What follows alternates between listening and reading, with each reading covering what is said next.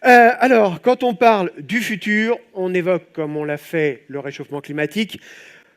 On parle aussi beaucoup de la durabilité de la production, de toutes ces... On a évoqué tout à l'heure les produits phytosanitaires, de l'environnement, de la durabilité. Alors, comment gérer tout cela dans le futur pour répondre aux attentes à la fois des producteurs, mais aussi des consommateurs? C'est ce qu'on va voir maintenant avec nos invités que je vous demande d'applaudir. Christophe Rioux, qui est directeur adjoint de l'Institut français de la vigne et du vin. Loïc Lequinve, qui est ingénieur à l'Institut français de la vigne et du vin. Et Tiziana Nardi, qui est chargée de recherche au Conseil italien pour la recherche agricole et l'économie. Mais avant tout, notre équipe a rencontré, comme elle avait rencontré des journalistes tout à l'heure, elle a rencontré le professeur Alain Carbonneau, qui est ancien professeur de viticulture à Montpellier Agro. Voyez ces quelques images.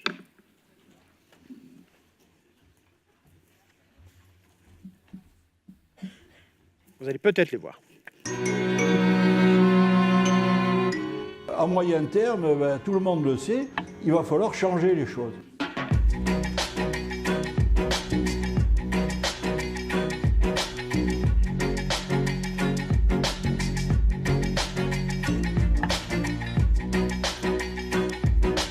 Pour des raisons de protection de l'environnement, pour s'adapter aux changements climatiques, pour mieux satisfaire le consommateur dont les habitudes changent. Donc là, on n'y coupe pas. Il faut absolument changer radicalement les modèles de production et il faut s'y préparer dès aujourd'hui. Changement de cépage avec des cépages qualitatifs et résistants. Changement de méthode de culture avec une approche intégrée des problèmes. La recherche est là pour aider les vignerons à réussir cette transition. Alors, Christophe Rioux, moi j'ai une question toute bête à vous poser. Pourquoi la transition écologique est un enjeu essentiel pour le rosé? Bien, tout d'abord, bonjour. Merci de cette question. Elle est vaste, alors elle est générale, elle s'applique à toute la viticulture et le rosé n'y échappe pas en termes de production. Du bac, vous avez 15 minutes et je ramasse les copies. C'est ça, je vais essayer d'y tenir au moins les 15 minutes. Pour les copies, on verra après. Bien, donc bravo aux organisateurs pour cette journée, déjà un grand succès. Sur cette question de la transition écologique, deuxième défi de cette matinée, donc une transition écologique vers une viticulture durable pour la production de vin rosé. Je crois que le professeur Carbonneau a planté le décor. On ne coupera pas un changement de pratique, un changement de modèle de production avec des solutions à court terme et moyen terme. Ça a été dit, il faut s'adapter rapidement, mais également, on le voit déjà, des perspectives de solutions à plus long terme. En tous les cas, la recherche est là pour apporter des solutions qu'il faudra évaluer et tester. Alors, quelques retours sur cette notion de développement durable et de viticulture durable qui a été définie en 1992 à la conférence de Rio. Elle s'appuie sur 3 piliers, le pilier social, économique et bien sûr environnemental. Et cette notion donc définit l'impact de l'homme par son activité domestique, agricole ou industrielle sur le devenir des générations futures. Et cette prise en compte progressive dans la production viticole concerne la biodiversité, l'utilisation des énergies fossiles, de l'eau, la production des déchets et des gaz à effet de serre, on l'a vu sur le changement climatique. Alors, elle nécessite avant tout un changement d'échelle. Dans les années 80, ces problématiques concernaient à l'échelle parcellaire, notamment la production raisonnée des cultures pour une meilleure efficacité de la lutte, puis ensuite une approche plus à l'échelle territoriale, dans des enjeux locaux, sur notamment la question des pollutions à l'échelle des bassins versants ou la prise en compte des auxiliaires de culture. Et plus récemment, ces questions portent des enjeux globaux, des enjeux planétaires sur la raréfaction des ressources naturelles, la biodiversité, la pollution de l'air ou les gaz à effet de serre. Donc, vous avez ici les 17 objectifs de développement durable définis par l'ONU en 2005, c'est l'agenda 2030, avec notamment l'objectif 13 sur la biodiversité et l'objectif 15 sur le changement climatique. Et également, plus récemment, l'introduction et la mise en œuvre de ces démarches à l'échelle des entreprises, dans des démarches de responsabilité sociétale des entreprises de type RSE, qui intègrent ces notions de développement durable. Alors, il faut aussi prendre en compte les politiques publiques et, nous l'avons déjà vu, la prise en compte des attentes fortes, des attentes sociétales. Alors ici, je vous présente quelques axes définis par la politique publique avec la loi d'avenir pour l'agriculture qui a été promulguée en 2014 et qui définit la mise en œuvre de l'agroécologie autour de produire autrement afin d'amplifier les recherches d'alternatives et la mise en œuvre de solutions pour les agriculteurs et viticulteurs, diminuer l'utilisation des substances les plus préoccupantes pour la santé et l'environnement et, plus récemment, prévenir les expositions aux produits phyto et prévenir les populations.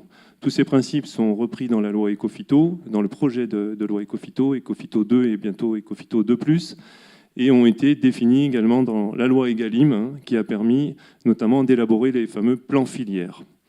Alors pour le vin, le plan filière a été remis au ministre début 2018, il est en œuvre, il comporte 4 objectifs sur des enjeux sanitaires, environnement, sociaux et également création de valeur. Je vais m'attarder pour ma part sur la responsabilité environnementale du plan filière. Là aussi, c'est accompagner et financer la transition écologique, puisqu'on va aussi toucher au nerf de la guerre, et préparer la filière et les territoires au changement climatique. On a vu que ce contexte était incontournable. Priorité, la réduction de la dépendance aux produits phyto, en conservant des solutions de protection de la vigne et en tenant compte, ça c'est un point important, des zones viticoles spécifiques, puisque la viticulture, comme beaucoup de filières, présente un certain nombre de zones spécifiques, et là, pour exemple, les vignes de coteaux, les vignes en forte pente. Encourager l'application des mesures agro-environnementales au vignoble, et fixer un cap, des objectifs globaux en termes de viticulture durable. Tout ceci à travers des démarches de progrès régional, et là on touche l'engagement région par région, et en particulier pour la région où nous sommes, qui nous accueille aujourd'hui, la région Provence, dans une démarche collective, là aussi on l'a déjà vu, d'engagement de démarche de progrès. Ici figure une étude qui a été produite par l'UIPP, les produits phytosanitaires, et qui est peut-être un scénario un peu catastrophiste, mais certainement peut-être aussi réaliste à moyen terme sur la mise en œuvre de réglementations et de restrictions sur les produits phytosanitaires. Vous avez l'ensemble de la panoplie de produits, autour de 164 produits disponibles aujourd'hui en vigne, sur insecticides, herbicides, fongicides. Et on voit que si on applique progressivement l'ensemble des restrictions, notamment la suppression des produits de type CMR, alors vous en avez un peu tous entendu parler, c'est cancérigène, mutagène, reprotoxique, on passe à 102 molécules. L'interdiction des perturbateurs endocriniens, qui est une des orientations aujourd'hui de la Commission européenne, nous amène à 70 molécules. Et ensuite, également, les recommandations sur les ports des équipements de protection individuelle ou l'application des guidelines EFSA à l'échelle européenne. Au final, c'est plus que 25 molécules, 25 produits disponibles en traitement sur la vigne. Donc il faut agir vite. Il faut agir vite avec des solutions à court terme et bien sûr tout en tenant compte des solutions à moyen terme et long terme. Et c'est pour ça qu'un certain nombre d'organismes, dont l'IFV, a mis en œuvre son agenda de solutions avec un certain nombre de solutions qui peuvent permettre de répondre à court terme. Je ne citerai pas tous les exemples. La première concerne la qualité de pulvérisation. Et on considère aujourd'hui que le parc de pulvé est peu adapté à la qualité environnementale de la pulvérisation, qu'un renouvellement du parc permettrait de réduire de 30% la réduction des intrants, avec 2 objectifs majeurs. La labellisation des matériels sur la performance agro-environnementale. Et vous avez ici un exemple de ce que pourrait être la labellisation sur la réduction de la dose des intrants, classé un peu comme le modèle en électroménager. On pourrait imaginer, c'est un projet qui va être mis en œuvre par l'IFV, le ministère de l'Agriculture, dès 2019. Et également, dans un deuxième temps, la maîtrise de la dérive, et notamment pour gérer les zones riverains, ainsi qu'évaluer notamment les filets anti-dérive. Deuxième axe, réduction de l'usage des herbicides de synthèse. On sait tous aujourd'hui que le plan de sortie du glyphosate est fixé, c'est fin 2020, donc c'est demain. Là aussi, avec des solutions alternatives, une combinaison de pratiques, j'insiste, il n'y a pas de solution unique, mais là, il y a aussi urgence. Donc plusieurs alternatives. Tout d'abord, le désherbage mécanique du sol, avec un besoin urgent d'accompagnement des viticulteurs sur la formation, le financement du renouvellement du parc de matériel. On estime à peu près à 20 000 € pour 15 hectares, selon les situations viticoles. Il faut les adapter là aussi au cas par cas. Il y a besoin d'évaluer concrètement dans chacun type de vignoble les besoins, et également des besoins de main-d'œuvre. Pour autant, il faut aussi développer et évaluer les solutions de désherbage innovantes, telles que des herbages thermiques ou à l'eau chaude, ainsi que le développement petit à petit de la robotique. Deuxième levier, la gestion de l'enherbement. Et là, en particulier, en zone méditerranéenne, un point particulier sur, on l'a vu, la question de vignobles en situation de stress hydrique. Et donc, la nécessité de développer des espèces et des variétés, des types d'enherbement adaptés à ce type de vignoble. Et là également, un fort développement de la robotique qui permettra de développer des systèmes de tonte automatiques. À plus long terme, je dirais à moyen terme, une combinaison de pratiques avec l'alternative des solutions de type biocontrôle qui permet d'utiliser les organismes vivants ou substances naturelles en combinaison et en alternative aux produits classiques. Vous avez ici une liste de 4 catégories de type biocontrôle. C'est autant des macro-organismes, des micro-organismes, médiateurs chimiques que beaucoup d'entre vous connaissent, notamment à travers la confusion sexuelle, ou le développement des substances d'origine naturelle. La liste est donc sur le site du ministère de l'Agriculture, elle se développe. Ce qui est important pour ces substances de biocontrôle, c'est d'évaluer leur efficacité au champ dans des conditions difficiles, mais aussi dans une combinaison de pratiques. Et là, il y a un besoin de recherche important sur l'évaluation de ces solutions. Et enfin, donc, je ne m'étendrai pas, mais on l'a vu à travers l'exposé aussi d'Alain Carbonneau, et Loïc Lequinf interviendra sur la création variétale, avec là 2 leviers sur les questions de résistance et de porte-greffe que Nathalie a abordées, mais également utiliser la diversité des cépages existants, français et étrangers. Alors tout ceci doit être appliqué à l'échelle, également à l'échelle territoriale. Cette notion d'agroécologie nécessite une approche systémique, une approche globale à l'échelle du territoire, à travers 5 leviers d'action: la biodiversité, la maîtrise de la fertilisation, l'usage et bien sûr la réduction de l'usage des produits phytos, une meilleure gestion de l'eau, on l'a déjà vu, et notamment dans un contexte de vignoble méditerranéen, c'est un point essentiel, et le matériel végétal adapté. Ici figure le guide de l'agroécologie en viticulture, qui a été publié donc en 2018 par l'IAV et l'INAO, qui reprend l'ensemble de ces leviers, à la fois réglementaires, techniques et recherche. Insister aussi sur la mise en œuvre des mesures agro-environnementales en viticulture, qui ont été définies donc, par les comités IGP-AOP en appellation d'origine, avec 8 premières mesures agro-environnementales prioritaires, dont un certain nombre de vos ODG se sont emparés et donc ont été mises en œuvre ou appliquées, notamment sur l'enherbement du contour des parcelles ou l'interdiction de désherbage chimique en plein. Un certain nombre de régions, dont en Provence notamment les ODG, mettent en œuvre ces dispositions. Enfin, le point important également sur cette notion d'agroécologie, c'est, je le disais, la gestion à l'échelle paysage, à l'échelle du territoire. Et le paysage est un formidable outil, et notamment de gestion de la biodiversité. On l'a vu à travers l'enherbement, mais également favoriser les haies pour développer des zones écologiques réservoirs, développer des réservoirs de biodiversité et pour encourager et renforcer la biodiversité fonctionnelle. Et enfin, développer également les infrastructures agroécologiques. Quelques exemples de photos prises dans le vignoble provençal. Je remercie la photothèque du CIVP. Et donc avec des habitats semi-naturels, prairies ou arbres isolés qui renforcent cette biodiversité. On pourrait prendre le même exemple sur la gestion de l'eau, avec tout ce qui concerne les aménagements hydrauliques, la lutte contre l'érosion, ou le ruissellement à l'échelle du paysage ou de bassins versants. Un point rapide sur l'éco-conception des caves, puisque la question du changement climatique, on l'a vu, et Tiziane Nardi interviendra sur la maîtrise énergétique, et notamment pendant la fermentation alcoolique. Vous avez ici quelques exemples d'éco-conception de caves qui permettent donc d'intervenir sur ce bilan énergétique, avec le développement de l'énergie solaire, les toits végétalisés ou l'utilisation de la pierres locales qui peuvent être évaluées à l'échelle d'une cave à travers un certain nombre de méthodes. Ici, l'analyse du cycle de vie, qui est une méthode qui permet de mesurer l'impact environnemental de ces pratiques. Ah, ça cale, voilà.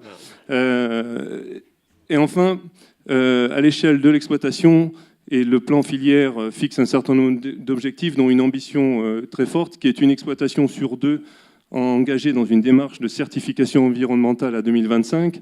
Un certain nombre d'entreprises, d'exploitation, de démarches collectives sont d'ores et déjà en œuvre. Vous avez ici quelques exemples.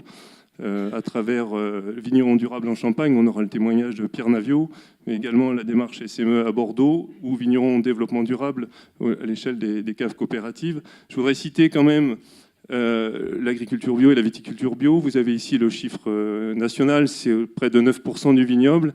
Et bien sûr, en Provence, en particulier là, un développement particulier de la bio, puisque c'est près de 20% aujourd'hui en bio, donc un chiffre bien supérieur à la moyenne nationale.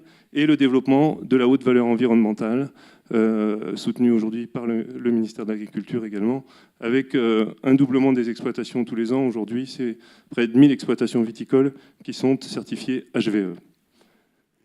En conclusion, donc une production de vin rosé engagée vers une viticulture durable et la transition écologique à travers la maîtrise des intrants et des effets potentiels sur la santé et l'environnement, la préservation, la mise en œuvre de la mise en valeur des terroirs, de la biodiversité des paysages, une gestion responsable de l'eau, des effluents et des sous-produits, et enfin le défi énergétique, on y reviendra, sur la réduction de l'impact carbone.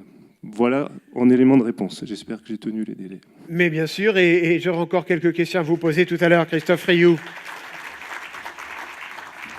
Alors, Loïc Lequinf, quand on dit produire des rosés encore plus respectueux de l'environnement, est-ce que ça peut se faire, j'allais dire, avec le matériel déjà existant, ou est-ce qu'il va falloir créer, peut-être ex nihilo, des nouveaux cépages? Je voyais une photo tout à l'heure, j'avais du mal à savoir si c'était vraiment une grappe de raisin ou une grappe de M&M's. C'est ça, c'est des M&M's. On va faire du rosé avec des M&M's, c'est bien. Exactement. C'est bien ce qu'on m'avait dit, d'accord. Donc bonjour, je vais essayer de répondre à cette question. Donc, je remercie l'ensemble des organisateurs de m'avoir invité pour présenter mes travaux. Et puis je vois qu'il y a plein de monde, donc j'espère que ça intéressera les gens. Effectivement, comme l'a dit Christophe, il y a des défis en viticulture. Donc on a Ecophyto, on a la chance là d'avoir identifié les deux gros méchants de la viticulture, l'oïdium et puis celui qui est très très méchant, que vous avez bien rencontré cette année, le mildiou. Donc ça, effectivement, c'est un défi. Comment est-ce qu'on peut arriver à limiter les intrants qui nous permettent de produire avec cette menace, cette épée Damoclès au-dessus de la tête. Et puis autre défi qui a été la session d'avant, donc je ne vais pas trop en parler, mais Mario a commencé à présenter un peu l'étude. Il y a une étude très sérieuse, l'étude d'Anna qui a été publiée dans PNAS en 2013, qui prédisait, en utilisant les modèles de changement climatique, que dans toutes les zones rouges, il n'y aurait plus de viticulture en 2050. Je suis désolé, vous êtes dans une zone rouge. Bon, ça a été repris, ça a été retravaillé par les équipes de Bordeaux. Le scénario n'est pas aussi catastrophique que ça, mais ça permet de montrer, et moi ça me permet d'avancer sur un projet où, certes, il faut faire des variétés résistantes, mais il faut aussi les intégrer dans la dynamique actuelle. Et donc, variétés résistantes, oui, mais aussi adaptées au changement climatique. Et donc, il faut intégrer tous ces défis pour qu'on avance et qu'on ne fasse pas juste une variété résistante qui, finalement, ne tiendra pas à la sécheresse. Donc, tout ça, il faut le mettre ensemble et l'agglomérer. Et donc, comme l'a dit Christophe, effectivement, le levier qui, moi, m'intéresse, mais ce n'est pas le seul, c'est effectivement le matériel végétal, avec le matériel, alors Gilles l'a déjà dit, le matériel d'ailleurs, le matériel d'avant, donc toute la biodiversité. On a la chance en France d'avoir le plus grand conservatoire au monde de variétés de vignes, qui se trouve à Vassal, Nathalie en a un peu parlé. Il y a 2700 cépages différents, vous imaginez un peu la diversité qu'on peut avoir là-dedans, qui viennent du monde entier. Donc déjà, là, il y a des choses. Alors il se trouve que malheureusement, Vitis vinifera n'a pas de gène de résistance au mildiou et à l'oïdium. Et donc là, effectivement, il faut se tourner vers les M&M's. Donc il faut créer de nouveaux cépages. Là, on a forcé un peu le trait, mais c'était l'histoire de montrer, voilà, il faut arriver à créer de nouveaux cépages, même à créer des choses qui n'étaient pas forcément attendues. Donc c'est un peu la réflexion, c'est pas une réflexion nouvelle. C'est des choses qui viennent au moment du XXe siècle, au moment où on a le phylloxéra, le mildiou, l'oïdium, le black rot qui arrive.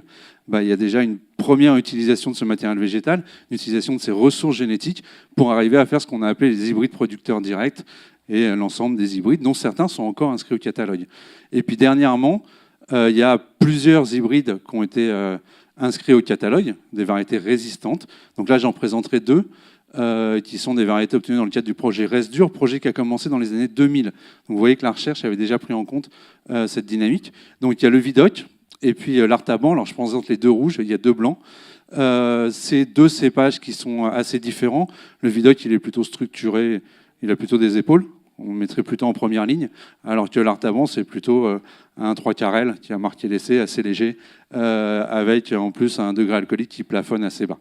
Voilà. Bon, si je vous présente ces deux-là, c'est parce qu'ils ont déjà été travaillés par le Centre du Rosé et qu'on a déjà du recul là-dessus. Donc, pour les variétés résistantes, il y a déjà un acquis. Vous n'êtes pas obligé d'attendre, parce que ce que je vais vous présenter après, c'est quand même du long terme. Il va falloir attendre et expérimenter. Mais voilà, là, il y a déjà un acquis avec un ensemble d'études qui a été fait, un jury professionnel sur 3 ans sur ces deux cépages. Alors, je vous renverrai à Nathalie Poulzac s'il y a des questions. C'est pas vraiment mon domaine, mais voilà. Pour dire que ça a déjà été travaillé. Et donc, effectivement, Gilles a commencé à en parler. Donc, je vais vous présenter le projet Edgar, qui est né d'une discussion à Cognac avec Gilles, où j'avais fait une présentation sur les cépages résistants. Et puis, à la fin, on a mangé ensemble. Et il m'a dit, mais à ce moment-là, quel cépage on pourrait utiliser en rosé? Et là, on s'est dit que finalement, il fallait peut-être inverser la question et dire, qu'est-ce qu'il faudrait créer comme cépage pour faire du rosé? Et d'abord, c'est-à-dire pas partir du cépage existant pour faire du rosé, mais se dire, on a besoin de quoi pour faire du rosé? Et donc, on va créer le cépage. On a inversé la question, et donc on est arrivé à ça, où donc c'est un projet qui est soutenu par la Provence, mais aussi le Languedoc. On a réussi à mettre les deux ensemble, comme quoi c'est possible sur le rosé. Et donc, au début, c'est quand même un projet scientifique. C'est un projet de recherche, alors qui s'inscrit dans une dynamique actuelle où là, je vous mets l'ensemble des croisements qui sont réalisés actuellement. Donc, ce que je vous ai présenté, Vidocq et Artaban, ça ne parle pas forcément aux gens parce qu'ils ne connaissent pas la généalogie. Il y a quand même en viticulture une histoire d'amour entre le bassin de production et le cépage emblématique, voire même entre le viticulteur et le cépage qu'il connaît. Et c'est vrai qu'Artaban, Vidocq, c'est des généalogies qui ne vous parlent pas forcément. Et donc l'ensemble des interpros se sont engagés dans des programmes au niveau national en disant moi j'aimerais bien qu'on croise une variété résistante avec le cépage emblématique de ma région pour avoir un descendant, c'est bien un descendant, qui soit un air de famille. Par exemple, dans ma famille, on a tous une calvitie autour de 40 ans. Voilà, c'est l'air de famille, c'est les lequins, c'est comme ça qu'ils sont marqués. L'idée, ce serait de faire pareil avec les cépages. Retrouver dans les descendants des résistants qui ont un air de famille avec le cépage emblématique. Donc, pour ce qui nous intéresse, dans le cadre du projet Edgar, ça a été d'utiliser Vermentino et Cinsault pour essayer d'avoir des descendants. J'insiste bien sur des descendants, ce n'est pas des Vermentino ou des Cinsault résistants, c'est des descendants qui seront résistants et qui se rapprocheront le plus possible de ces cépages-là. Alors, la création variétale, c'est long, entre 15 à 16 ans. Donc, stade 1, là-haut, on a les pépins. On passe 3-4 ans à sélectionner les individus qui vont être résistants, à multiplier le bois. Et puis après, il y a ce qu'on appelle un stade 2, où on va creuser un peu plus ces individus-là, on va les fouiller sur d'autres critères. Et une fois qu'on a identifié ceux qui nous semblent les plus pertinents, on passe dans un dispositif qu'on appelle VATE, Valeur agronomique, technologique et environnementale, qui nous permet de monter le dossier qu'on déposera au ministère pour l'inscription au catalogue. Voilà. Donc, la partie scientifique d'Edgar, c'est de dire on va aussi s'intéresser à ce dispositif pour faire sauter le stade 2 et réduire la création variétale. Donc ça, c'est le côté scientifique d'Edgar, c'est vraiment le côté innovant de ce projet-là, où en plus, on va travailler sur un dispositif qui permet de réduire le temps et d'aller plus vite pour proposer des solutions. Donc c'est ce qu'on appelle l'utilisation de la sélection génomique. Je m'arrêterai là pour les gros mots. Et si vous voulez en parler, on pourra en parler, mais c'est ce modèle mathématique derrière. Donc pour ça, et voilà, donc alors je m'identifie pas à lui parce qu'il était quand même très très bon, mais voilà, le père de la génétique, un généticien comme moi, donc généticien breton qui est né à Paris. Mon lien avec la viticulture, moi je peux aller n'importe où. Je peux même vous faire des vignes sans raisin si ça vous intéresse. Je suis pas sûr. Donc pour arriver à faire finalement la variété idéale et qui vous intéresse, Gilles a utilisé le mot, il a lâché le gros mot. Il y a un truc qui s'appelle la définition des idéotypes. Et c'est finalement, on se met tous autour de la table, les œnologues, les producteurs, et on essaye de définir ce qu'on veut mettre dans le verre à terme. Et c'est ce sur quoi on va s'appuyer pour sélectionner la variété qui sera adaptée au rosé, et plus le raisonnement inverse. Et donc ça, je vous donne quelques exemples. Alors donc ça, c'est dans Edgar, les étapes, c'était de se réunir pour discuter. Quelques exemples des discussions qui sont ressorties. En rosé, on parle beaucoup de la couleur. Et donc ça s'est traduit par finalement l'extractibilité des anthocyanes. Et là, il se trouve qu'on a de la chance parce qu'au centre du rosé, ils ont développé une méthode qui permet de reproduire la couleur des vins rosés avec un système enzymatique. Ensuite, on s'est dit que finalement, un des soucis du rosé, c'était l'oxydabilité des mous. Et ce serait intéressant d'avoir des rosés qui ont longtemps conservé la couleur. Donc si on pouvait avoir un cépage avec plus d'antioxydants, ce serait bien. Et puis le troisième, c'est les arômes des vins. Où là, il y a quand même beaucoup de choses. Il y a effectivement une partie variétale, mais il y a aussi ce qu'on peut faire au vignoble et à la cave. Donc l'idée, ça a été de croiser des individus résistants qui provenaient de différentes sources, là-haut, de croiser avec le Vermentino et le Cinsault et d'obtenir ces variétés. Pourquoi on a choisi le Vermentino et le Cinsault? Donc là, on s'est tourné vers Jean-Michel Boursicot, professeur à Montpellier Supagro, spécialiste des cépages. Et là aussi, on a fait un petit clin d'œil au côté adaptation, parce qu'a priori, c'est 2 cépages qui sont plutôt pas mal adaptés à la tolérance à la sécheresse. Et donc, on s'est dit que c'était pas mal donc, de travailler encore, pas que la résistance seule, mais de travailler plusieurs aspects ensemble. Et donc là, on a produit les pépins et on a fait ce qu'on appelle la sélection assistée par marqueur, autre gros mot. C'est-à-dire on regarde quels sont les chromosomes qui viennent de maman, les chromosomes qui viennent de papa, et on sélectionne la combinaison la plus pertinente par rapport aux objectifs. Voilà, donc ce qui a été fait, on a obtenu environ 5400 pépins. On a 31 descendants de Cinsault, 121 descendants de Vermentino. On va en sélectionner 20 les plus pertinents sur la base de la sélection génomique, mais comme on a quand même un gros boulot derrière, 5400 pépins, c'est pas mal d'heures de travail. On a déposé un projet à France Agrimaire qui s'appelle EVA pour pouvoir surgreffer l'ensemble de ces individus et les conserver en région PACA pour pouvoir les observer. Et si un jour les rosées changent ou si le changement climatique change et qu'on s'était un peu trompé dans l'idéotype, on ne perd pas ce matériel. N'empêche que donc il y a ces 2 voies, il y a les 20 descendants qui nous intéressent, qu'on va tester rapidement, et puis ceux qu'on veut conserver là-bas. Et à titre d'exemple, voilà les travaux du Centre du Rosé qui travaille beaucoup là-dessus. Nathalie, je l'épuise. Donc c'est un peu la diversité alors c'est les premières grappes qu'on a obtenues, la diversité des couleurs qu'on a pu obtenir. Et puis là, avec la méthode de vinification en rosé, et a priori, vous pouvez retrouver un peu tous les rosés qu'on a avec les témoins Syrah et puis les individus ED, c'est Edgar. Voilà, j'en ai fini. Merci. Merci beaucoup, Loïc Lequin. Tiziana Nardi, vous avez travaillé en Italie sur un autre point important, on en parlait tout à l'heure avec Christophe Rioux, celui de la réduction de l'empreinte carbone, non plus uniquement dans les vignes, mais au niveau des caves. Alors expliquez-nous un petit peu ce que vous avez fait et les conclusions de vos travaux. Merci, bonjour à tous. Je souhaite déjà remercier les organisateurs pour cette belle opportunité et vous prier de bien vouloir excuser toutes les erreurs qui vont suivre dans mon intervention en français. Alors, on a déjà parlé du grand intérêt dans les démarches environnementales et ce qui est peut-être un peu plus récent, c'est qu'on ne parle plus que de la viticulture. Le développement durable est rentré aussi en cave, c'est-à-dire toute la filière est concernée. Pour ce qui concerne la cave, les 2 défis les plus difficiles et les plus intéressants sont, à notre avis, la consommation d'eau et d'énergie. Et du coup, pour ce qui concerne l'énergie, l'économie sont intéressants, surtout qu'il y a des travaux faits aux États-Unis qui ont montré que la plupart de l'énergie en cave est utilisée pour garder les basses températures, notamment les basses températures en fermentation alcoolique, surtout pour les vins blancs et rosés, évidemment. Notre objectif dans un projet qui était dans le cadre d'un projet sur le développement durable en Italie, c'était de choisir à la fois la meilleure souche de levure, c'est-à-dire la plus adaptée à nos besoins, en fait, et les meilleurs protocoles thermiques pour éviter de refroidissements qui ne sont pas nécessaires et garder les profils aromatiques du vin en montant un peu la température de fermentation. Cette étude que je vous présente a été menée en cave, du coup en échelle réelle. Et on avait du vin chardonnay, du coup malheureusement ce n'est pas du rosé. On va voir s'il y a des résultats qui sont applicables au rosé aussi. Et l'appareillage, c'était juste un contrôle thermique automatisé.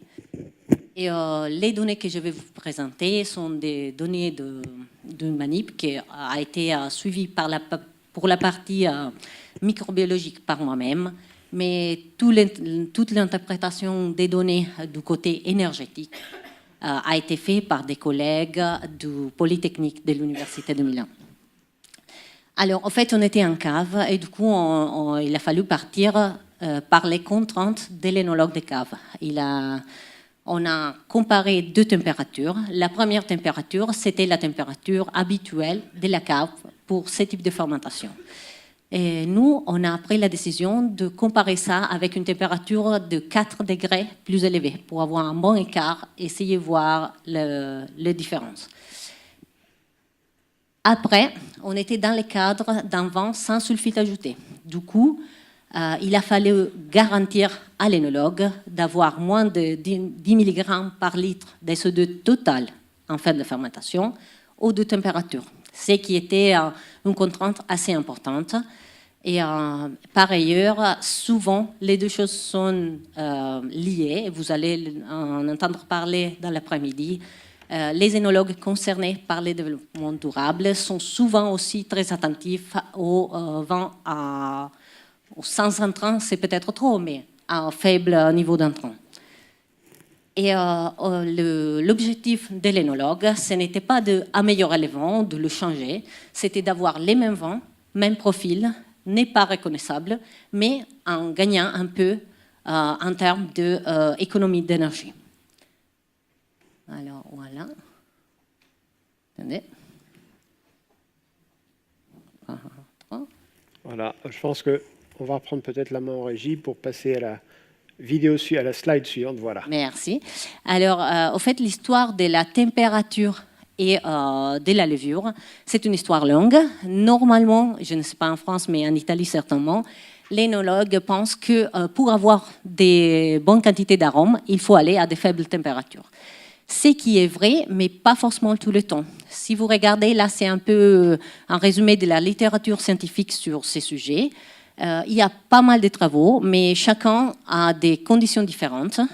Et souvent, les températures qui ont été testées dans les laboratoires sont des températures avec des écarts très, très grands, c'est-à-dire des températures typiques de la vinification en rouge et en blanc. Alors là, c'est clair qu'entre 13 et 25 ou 28 degrés, on a plus d'arômes à 13, c'est sûr. Mais si l'écart est un peu plus faible, on voit que les résultats dépendent beaucoup de la souche et d'autres choses aussi, y compris la nutrition azotée. Et vous voyez, il y a plein d'études, mais les souches sont très différentes. Du coup, on a bien étudié la littérature et essayé de choisir parmi les souches qui étaient sur les marchés et qui étaient en train d'être relâchées sur les marchés, la plus adaptée. On avait besoin d'une souche fiable qui allait faire une bonne fermentation alcoolique aux deux températures. Et encore, on ne pouvait pas avoir du SE2 au final. Le choix est tombé sur une souche qui était à l'époque encore en R&D et a été relâchée sur les marchés entre-temps. Voilà, ça c'est un peu le schéma expérimental. Les températures étaient 15 et 19 degrés, deux cuves chacune. Vous avez les conditions d'humus de départ. Et je vais vite. Au fait, la fermentation alcoolique, comme tout le monde imagine, ça a été plus vite à 19 degrés qu'à 15 degrés. Et ce qui est plus important, là, vous avez les conditions du vin final, l'analyse chimique de base, qui ont montré que les vins étaient tout à fait comparables, aussi en termes de CO2. Voilà les premiers résultats en termes d'économie d'énergie. Vous voyez, ça c'est un comparatif. C'est juste les temps de circulation du fluide de réfrigération dans les cuves, qui a baissé de 75% environ. Après, en prenant en compte tout l'appareillage et toutes les caractéristiques de l'appareillage, les collègues ingénieurs ont fait une comparaison quantitative. Pardon, voilà. Et du coup, si vous regardez les deux dernières lignes, vous allez voir qu'en termes de kilowattheures, on a eu une baisse de 65%, ce qui est quand même important. Et voilà, après, ce qu'on a fait, c'était vérifier les vents. Comment c'était ces vents obtenus à 19 degrés au lieu que 15 degrés. Et la première chose, ça a été un test triangulaire où les juges, c'était un panel à distrait, n'ont pas reconnu les vents différents. Ce qui était le plus important pour l'énologue de cave. Ensuite, on a vu la composition aromatique. On a testé 93 molécules et on a vu des différences seulement dans 24 molécules. Du coup, la plupart n'ont pas changé. Parmi ces 24 molécules, il y en avait 18 qui ont augmenté leur concentration à 19 degrés. Il y en avait 6 qui ont baissé la concentration à 19 degrés. Mais en tout cas, la plupart de ces molécules étaient au-dessous de la seuil de perception, ce qui explique les résultats du test triangulaire. C'est-à-dire que, au fait, en résumant, on avait obtenu un bon résultat du côté de l'économie d'énergie. On a vu que le choix de la souche de levure est crucial. C'est-à-dire qu'il faut choisir une levure dont on connaît très bien le métabolisme, parce qu'il faut au moins essayer de prévoir comment cette souche va se comporter en termes de fermentation et de soufre, de production d'odeurs soufrées aussi, et d'arômes. Là, vous avez encore les chiffres sur l'économie d'énergie. Et vous voyez, les collègues ont fait aussi une petite estimation pour les coûts que cela va produire sur une bouteille de vin en termes d'économie. On avait atteint le bout du producteur qui a eu les mêmes vins, même profil pas reconnaissable. Et on a eu aussi un vin sans sulfite ajouté. Du coup, nous, on a été assez contents de ces résultats. Le message qu'on veut passer, c'est qu'il y a l'espace pour faire des essais. Dans les caves, il faut bien choisir la souche de levure et les températures, mais les écarts au niveau énergétique sont intéressants. Du coup, c'est quelque chose sur lequel on peut travailler. Du côté aromatique, malheureusement, on n'a pas de résultats sur les thiols, qui sont très intéressants pour les rosés. Mais c'est vrai qu'en regardant la littérature, les thiols sont parmi ces arômes qui normalement montent avec la température jusqu'à 20 degrés. Du coup, on a des espoirs. Côté pour les restes, les températures qu'on a utilisées et la souche aussi sont très utilisées dans les vins rosés. Du coup, on s'est dit, pourquoi pas faire des essais aussi sur des vins rosés avec des conditions assez similaires. Et voilà, je vous remercie pour votre attention. Merci beaucoup.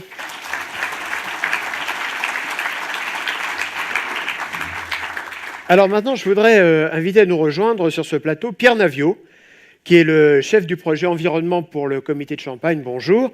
Parce que les questions que nous venons d'évoquer, elles sont au cœur, vous pouvez prendre n'importe quel micro, voilà, au cœur de vos préoccupations. Il y a des choses qui ont déjà été faites en Champagne. Alors expliquez-nous un petit peu tout ça.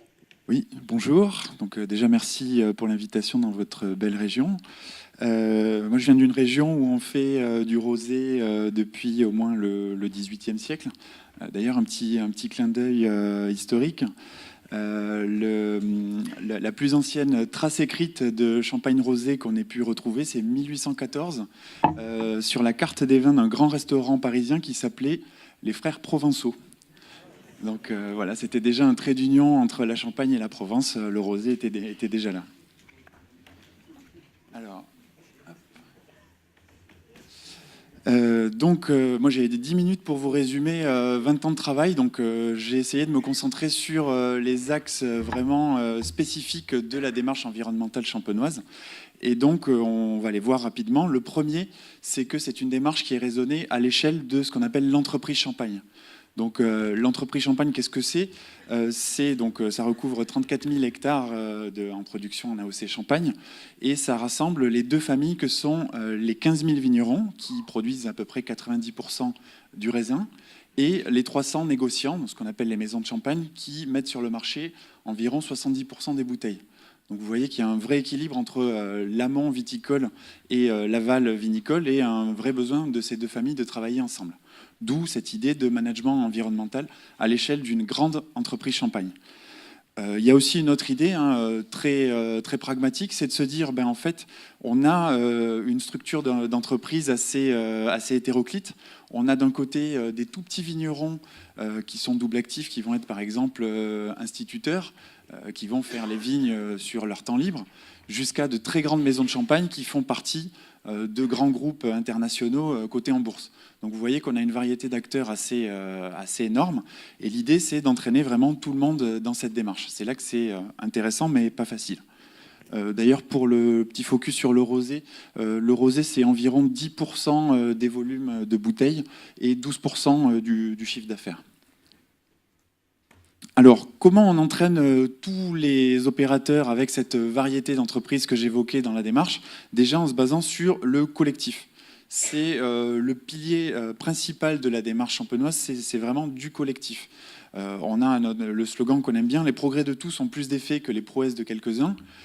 Qu'est-ce que ça veut dire? Ça veut dire que nous, ça ne nous intéresse pas d'avoir 100, 200 vignerons d'élite qu'on voit dans toutes les revues comme étant le roi des écolos, si les 14 800 restants ne sont pas en mouvement aussi. La nature s'en fout des bons élèves. L'important, c'est d'avoir des résultats probants à l'échelle vraiment de toute l'appellation. D'où l'idée du collectif, l'idée de laisser personne sur le bord du chemin. Alors, comment on entraîne tous ces gens? On a mis en place un système d'amélioration continue. Donc là, on n'a pas réinventé la roue, c'est le cas de le dire. On a repris la démarche Plan Do Check Act, qui en fait est issue des normes ISO, notamment amélioration continue. Donc Plan, la première étape, c'est on va réaliser le diagnostic de la situation de départ. On va construire un plan d'action sur la base de ce diagnostic. D'où c'est la partie déploiement des actions. Donc là, on a une batterie d'outils qui vont, pour caricaturer, de la carotte jusqu'au bâton, tout simplement. Donc ça veut dire qu'on a des incitations financières, de la formation, sensibilisation, accompagnement technique, des projets collectifs, jusqu'à carrément l'intégration d'un critère dans le cahier des charges de l'AOC, par exemple. Voilà, donc différents leviers. On va essayer de mobiliser ces différents leviers à différents niveaux pour s'assurer que tout le monde est dans la démarche. La partie check, c'est la partie évaluation. Donc là, on a une batterie de 300 indicateurs qui nous permettent de suivre les résultats de la démarche et voir là où on est performant et là où on peut s'améliorer. Et donc, la partie acte, c'est les actions correctives, c'est améliorer ce qui peut être amélioré, voir là où on a peut-être été, on a un peu péché, où on peut améliorer cette démarche. Alors c'est basé sur de l'engagement volontaire, même si je le disais, on a quand même beaucoup d'incitations pour entraîner tout le monde. Et donc ça, c'est quelque chose, c'est une démarche un petit peu fractale, c'est-à-dire qu'on l'applique à l'échelle de la Champagne, mais on veut aussi que chaque opérateur se saisisse de cette démarche, puisqu'on dit que en fait, les progrès collectifs, ce n'est que la somme des progrès individuels. Donc c'est une démarche qui peut être réalisée aussi à l'échelle d'une entreprise. Alors nous, quand on l'a appliqué à l'échelle de la Champagne, c'était au début des années 2000. Il y avait des actions environnementales avant, mais il y a eu une volonté de structurer tout ça et de faire donc cette première étape de diagnostic. Donc évaluation environnementale de toutes les pratiques. Donc depuis la plantation d'une vigne jusqu'à l'expédition d'une bouteille chez le consommateur, on a décortiqué les 450 pratiques viticoles et vinicoles en termes d'impact sur l'environnement. Qu'est-ce que ça émet dans l'eau, dans l'air, dans les sols, quelles nuisances pour les riverains, etc. On a aussi réalisé le bilan carbone. Alors c'était une première à l'époque, en 2003. C'était la première région viticole à réaliser son bilan carbone. Et à l'époque, c'était un petit peu la surprise. On a compris beaucoup de choses en termes d'empreinte carbone. Par exemple, nous, avant ce bilan, on pouvait se dire, tiens, l'empreinte carbone, c'est surtout une histoire de carburant dans les tracteurs. Mais en fait, on s'est rendu compte que l'emballage, c'est 30% d'empreinte carbone. Donc là, déjà, ça élargit un petit peu le périmètre d'action. On se dit, ah oui, on n'est pas seulement à la vigne et à la cave, il y a aussi tout ce qu'on va acheter chez nos fournisseurs, par exemple. Et donc, suite à ces premiers diagnostics, on a mis en place donc l'étape des plans d'action. Et alors c'est ce que disait Mario tout à l'heure, la multiplicité des impacts environnementaux. Donc on a un plan eau, plan biodiversité, plan carbone. On essaye surtout pas d'être monomaniaque sur un enjeu, sinon on risque de manquer d'autres gros enjeux environnementaux, voire même d'avoir ce qu'on appelle des déplacements d'impact. C'est-à-dire, en voulant améliorer un impact, en fait, on risque de dégrader l'impact, par exemple, sur le carbone ou la biodiversité. Un exemple d'outil de déploiement, c'est le référentiel viticulture durable. Donc là, on a mis dans un ouvrage les 120 critères qui font la viticulture durable en Champagne. Voilà, on a essayé de définir ça sur une liste de critères assez exhaustifs. Donc vous voyez les thématiques, hein. Encore une fois, on n'est pas monomaniaque. Alors le principal moteur de la viticulture durable, c'était la réduction de l'usage des phytos, mais on veut surtout pas se focaliser que là-dessus. Donc on a des parties sur l'eau, sur la biodiversité, sécurité des opérateurs, etc. Et donc toujours dans cette démarche d'amélioration continue, un opérateur qui ne sait pas forcément comment se lancer, il prend ce référentiel, il va s'auto-évaluer sur ses 120 engagements et voir à quel niveau il est compatible avec ce référentiel ou pas. Et donc voir les points sur lesquels il peut s'améliorer. Depuis 2014, on a une possibilité à la certification. Jusqu'ici, c'était un référentiel qui fonctionnait uniquement sur le principe de l'auto-évaluation. Et certains pionniers nous ont demandé la capacité d'avoir une certification pour mettre en valeur leur progrès. Donc c'est une certification par tierce partie. Hein. Ce sont des cabinets extérieurs, hein, les mêmes que pour d'autres types de certifications environnementales. C'est une certification qui donne aussi l'équivalence HVE. Voilà, qui couvre moins de critères, donc qui peut le plus peut le moins. Et donc quand on est viticulture durable en Champagne, on est aussi HVE. Donc voilà, ça c'est un exemple d'outil qui nous a permis de déployer assez efficacement la démarche. Certains vont chercher la certification, d'autres vont chercher à vendre plus cher leurs bouteilles, par exemple, ou un peu plus de reconnaissance. D'autres, ça va être sur tout simplement de la conviction ou volonté d'être performant sur ces différents enjeux. Mais cette idée d'avoir tous ces critères dans un seul référentiel nous a permis de pousser beaucoup de choses sur lesquelles on n'arrivait pas forcément à faire bouger les gens. Par exemple, éco-conception du matériel de palissage. Ça, c'est un enjeu, c'est un petit peu abstrait. Si on ne le met pas dans un référentiel, les gens ne vont pas s'en saisir tout de suite. Et tout ce que je vous ai raconté, ça serait une belle histoire si on n'avait pas la partie indicateur. Donc ça, c'est vraiment la partie essentielle de notre système PDCA. C'est au moment du check, on va évaluer l'ensemble des indicateurs. Donc on a des indicateurs de moyens, ça va être par exemple équipement en pulvée efficace, par exemple, pour réduire la dérive. On a des indicateurs de résultats. Donc là, par exemple, les effluents valorisés. Tout à l'heure, je vous parlais de la carotte et du bâton.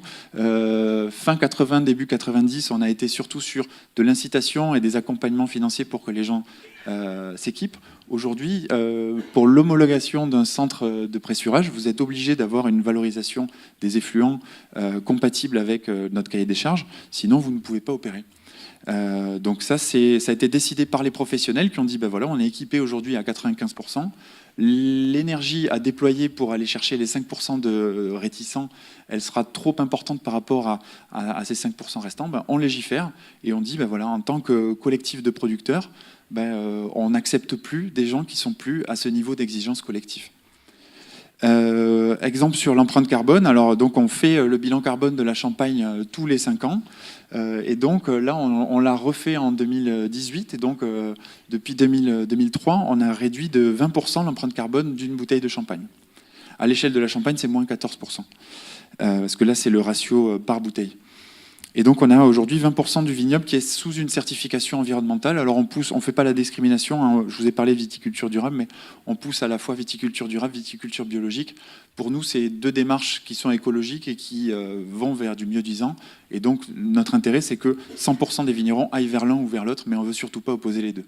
D'ailleurs, les porteurs de ces deux démarches sont pour une complémentarité. Et puis voilà, en 15 ans, moins 50% de produits phytosanitaires et d'engrais azotés. Aujourd'hui, plus de la moitié des produits phytosanitaires utilisés en Champagne sont compatibles avec le cahier des charges bio, par exemple.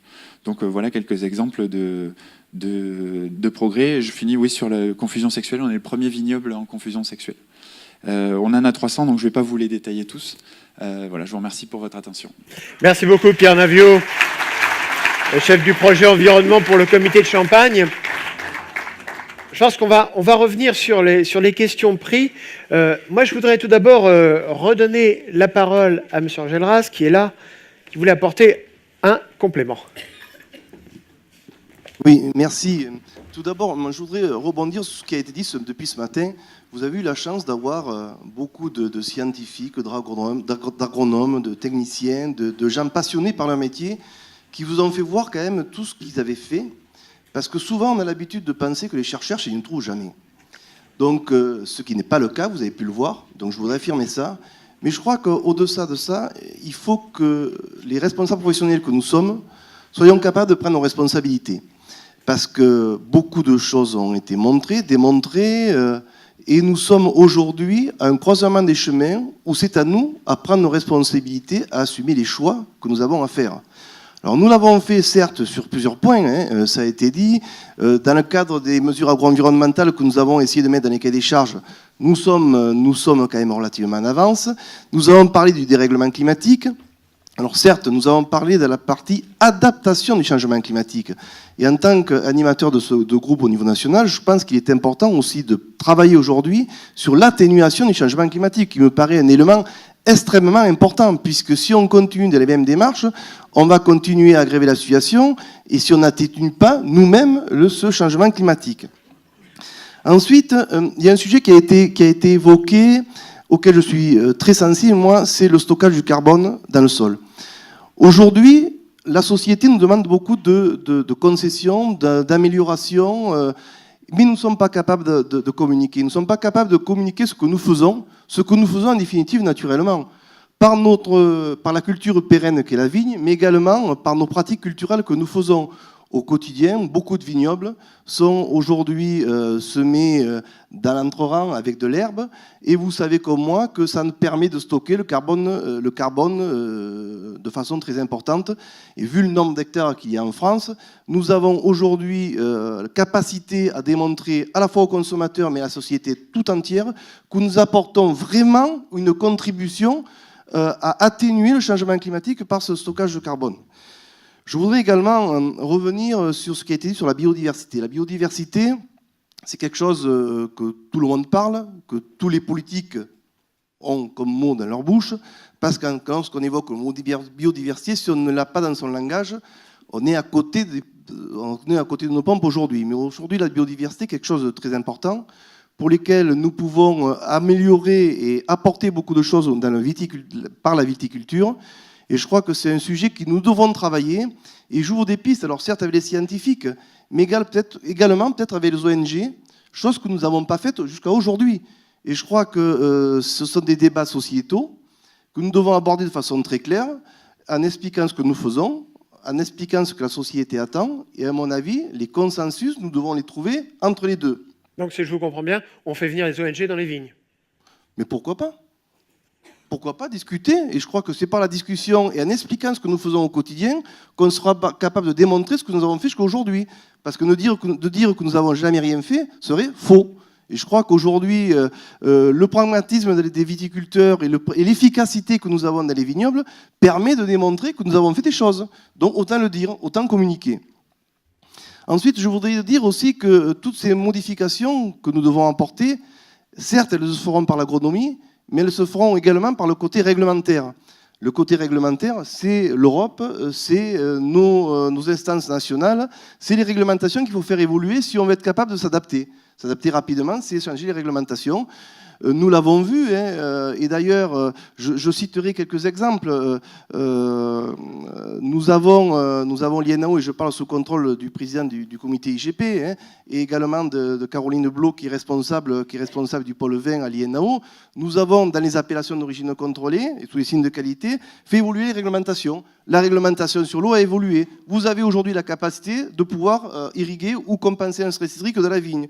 Nous avons travaillé également sur l'expérimentation des variétés, ça a été dit, mais je le redis, parce que souvent on dit la vision INAO est bloquante. Non, elle n'est pas bloquante, elle donne la possibilité, donc allez-y. Nous avons également travaillé sur l'agro-environnement à travers les mesures qui ont été annoncées tout à l'heure et mises à travers le guide de l'agro-environnement. Nous avons également nous travaillons sur les essais de filets antigrêle. Là aussi, ça correspond aussi à l'adaptation par rapport au changement climatique et par rapport aux essais du climat. Et nous avons travaillé sur un sujet qui s'appelle le VCI, que vous connaissez tous, d'ailleurs que vous avez commencé à travailler en Provence. Le VCI, qui est un volume complémentaire individuel, qui permet notamment de passer les caps difficiles en matière de production lorsqu'on est grêlé, quoi. Donc vous voyez, toutes ces démarches doivent s'inscrire dans le pragmatisme, que nous devons, nous, vignerons, faire des choix. Ces choix, c'est les faire avec nos scientifiques, à côté de nos scientifiques, pour apporter des réponses à la société. D'où la communication est importante pour l'acceptabilité de la société, la question que vous avez posée tout à l'heure à Christophe. Voilà, merci. Et dont on reparlera dans quelques secondes avec la troisième table ronde. Merci Bernard Engelras. Moi, j'aurais malgré tout encore des questions à vous poser, Christophe et Pierre. J'ai bien compris qu'il y avait des efforts qui étaient faits. On a vu les chiffres, là, par exemple, pour la Champagne. Qui paye? Parce que moi, chaque fois qu'on me dit c'est meilleur pour l'environnement, c'est meilleur pour la société, c'est meilleur pour tout ce qu'on veut, c'est aussi meilleur, enfin c'est moins bon en revanche pour le portefeuille du consommateur. Alors, faire des efforts comme ça, qui sont nécessaires, qui sont obligatoires, est-ce que, au final, c'est le consommateur qui va les payer? Peut-être deux éléments de réponse. Donc, le président a apporté déjà des éléments de réponse sur ces questions-là. Sur le financement, vous l'avez vu que dans le plan filière, c'est accompagner la filière et financer la transition écologique. Et clairement, il y a, quand la loi Egalim a été lancée, avec l'engagement des plans filières, et la profession a insisté sur le besoin de financement de l'État, de l'accompagnement des financements publics à la transition écologique. Et d'autant plus, cette transition, elle se fera, on l'a vu, le président a rappelé, les solutions sont aujourd'hui disponibles, mais elle ira d'autant plus vite que les financements, et notamment les financements publics, nationaux, à l'échelle des régions ou européennes, permettront d'accélérer cette transition écologique. Ça, c'est le premier point. Donc, sans financement, peut-être cette transition sera moins rapide. L'autre élément, c'est la création de valeur. Et je crois que dans l'élément, on n'en a pas parlé, ça va être un élément qui va être abordé dans le troisième sujet, c'est qu'au-delà de l'attente sociétale, il y a une demande aujourd'hui effectivement des consommateurs, et cet effort, cet engagement de viticulture durable doit se traduire par également la création de valeur, renforcer la compétitivité des entreprises. Elle ne pourra pas se faire si ça vient aggraver ou affaiblir le volet économique de chacune des entreprises ou des régions viticoles. Donc pour moi, deux leviers. Et le premier plan, c'est avant tout un levier économique sur la création de valeur et l'accompagnement qui permettra d'accélérer la transition. Et il y a le faire savoir sur les bouteilles, on le saura. Alors évidemment, quand c'est un rosé bio, on a forcément le logo européen, le logo AB qui nous dit même dans quel pays il vient. Mais est-ce que pour les autres rosés, ces efforts, ils vont être visibles par les consommateurs? Ben là, il dépendra, et je crois que l'exemple de la Champagne en est là, de la démarche collective et autour d'une appellation d'origine, du région viticole. Quel engagement et quelle valorisation en termes d'engagement environnemental. Vous l'avez vu, l'exemple de la Champagne montre viticulture durable en Champagne, donc c'est une certification. On a évoqué aujourd'hui le développement du bio, c'est un point, et de l'HVE, la haute valeur environnementale, qui est là aussi soutenue par le ministère, qui sera d'une manière générale une clé d'accès au marché. Donc la valorisation aujourd'hui, elle se fait par nos régions, les appellations, les produits, dans certains cas avec des labels tels que le bio, mais elle sera aussi un effort collectif général. Je pense que l'ambition du plan, et aujourd'hui beaucoup de régions reprennent cette ambition, c'est 100% d'exploitation engagée en respect de l'environnement. Pierre Naviot, très concrètement, mon champagne, il a beaucoup évolué. Le prix de ma bouteille de champagne, elle a beaucoup évolué depuis que les producteurs de champagne, les vignerons se sont lancés dans cette guerre au CO2 et à l'impact sur l'environnement. Pas assez. Oui, bon, ça c'est marrant. Vous m'auriez dit le contraire, j'aurais été un peu surpris. Mais non, est-ce qu'il y a vraiment une augmentation significative ou pas? Effectivement, Christophe parlait de la création de valeur. Le champagne, c'est 10-12% du marché des effervescents. Nous, notre stratégie, c'est vraiment de rester le top en fait, de ce marché-là, symbole d'excellence, de luxe, de prestige. Et donc, il y a une stratégie effectivement de montée en valeur et de création de valeur. En pratique, un euro constant, on se rend compte que c'est le cas que depuis quelques années, depuis même pas 10 ans en fait. Et donc, il y a beaucoup de ces progrès dont on parle qui ont été financés vraiment par les professionnels eux-mêmes, ensuite aussi par de l'argent public. Mais il ne faut quand même pas sous-estimer l'effort qui a été fait depuis 20 ans par les professionnels pour s'équiper, pour améliorer leur compétitivité et leur performance environnementale. Tiziana Nardi, en vous écoutant tout à l'heure, je me disais finalement, c'est très bien ça parce qu'on parle d'économie. Les vignerons, les producteurs, ils vont dépenser moins d'énergie, moins de produits phyto, donc ils vont aussi faire des économies. Oui, en fait, c'est ça que j'allais dire. Par rapport aux enjeux, du côté cave surtout, on a bien des économies, comme vous l'avez dit. Et du coup, il faut s'organiser. Il y a des coûts pour changer ces procédés. Et cela a des coûts, c'est aussi pour faire des essais. Et ceci aussi, on n'a pas 100% de bons résultats tout au début. Mais une fois qu'on a changé un peu les procédés, je crois que du côté cave, il y a aussi il y a des études faites ailleurs dans le monde qui les montrent aussi. On gagne aussi de l'argent en fait. Et côté eau aussi, c'est pas que l'énergie, c'est eau. Et aussi, cela dépasse un peu au sujet du packaging. Cela peut arriver aussi sur la filière pour le packaging. Et une dernière question, Loïc Lequin. On va reprendre l'histoire de J'aime bien la grappe de M&M's. Quand vous parliez, je dis, mais ils vont pas me changer le goût de mon rosé quand même. Mon rosé, il aura toujours le même goût. Celui que j'aime bien, je vais pas vous dire lequel. A priori, oui, on va aller dans ce sens-là. Il y a, dans le dispositif qui met 15 à 16 ans, il y a aussi des étapes de sélection pour arriver à sélectionner le mieux pour que le viticulteur puisse retrouver ce qu'il aime produire. Après, le goût que vous aimez bien, vous, c'est peut-être pas celui du voisin. Les rosés, a priori, quand je discute avec Gilles, c'est des rosés, il y en a plein. Donc j'espère que chacun pourra trouver dans ses programmes de création les variétés qui l'intéressent et qu'on pourra justement augmenter la biodiversité au vignoble en ayant beaucoup plus de variétés que les 6 ou 7 qui actuellement sont le top, et que même en 2100, on dira bah tiens, tel viticulteur, il plante la variété qu'il a créée lui-même et que ce sera un truc spécifique pour lui. On peut imaginer quelque chose de fou comme ça dans l'avenir. Du Vidocq ou du Artaban Bah, qui viendront grossir la liste des cépages que l'on connaît. Bah, après, là, on est à un moment clé, je trouve, de la viticulture en termes de création variétale. On l'a utilisé au XXe siècle, puis il y a eu les produits phyto. On réutilise maintenant. Est-ce que ça va faire la même chose? Est-ce qu'on va avoir un one-shot? On va sortir des variétés, puis plus rien? Ou est-ce qu'on a appuyé sur un bouton, et puis finalement, dans 20 ans, on aura aussi une variété résistante aux maladies du bois, et puis dans 40 à la flavescence dorée? Est-ce que finalement, on rentre dans un cycle comme toutes les autres espèces? Et donc là, la porte est ouverte pour que chacun s'amuse et expérimente et même développe de nouveaux produits. Et une petite question, mais alors ça c'est pour flatter l'ego cocardier-franchouillard. On est meilleur que nos petits camarades européens, voire nos petits camarades d'ailleurs en matière de recherche génétique sur la vigne? Bah, bien sûr. Ouais. C'était la séquence publicitaire pour les chercheurs français. Voilà. Je cherche les financements. Non, mais très sérieusement, on est en pointe par rapport sur ces travaux. Je pense qu'au niveau de la résistance, on a la chance, donc ce que j'ai dit, d'avoir Vassal, qui est quand même, quand on fait des travaux de création variétale, il faut avoir du matériel. Et le matériel, c'est les ressources génétiques. Et la chance qu'on a, c'est que la France a investi dedans depuis longtemps. Donc ça, c'est une chance qu'on a. Après, il y a des travaux, les travaux sont publiés, donc ils sont rapidement accessibles. Donc on est dans les leaders, mais on n'est pas premier. Il y a un paquet de têtes qui sont de toute façon les pays industrialisés. Les États-Unis marchent très bien. Ils ont un gros programme actuellement vitigène où ils font même des porte-greffes. Il y a toute une dynamique. Donc on est leader. Après, on cherche à répondre à la demande de la viticulture française. On verra après pour les médailles. Ok, merci beaucoup, merci madame, merci messieurs d'avoir participé à cette deuxième table ronde.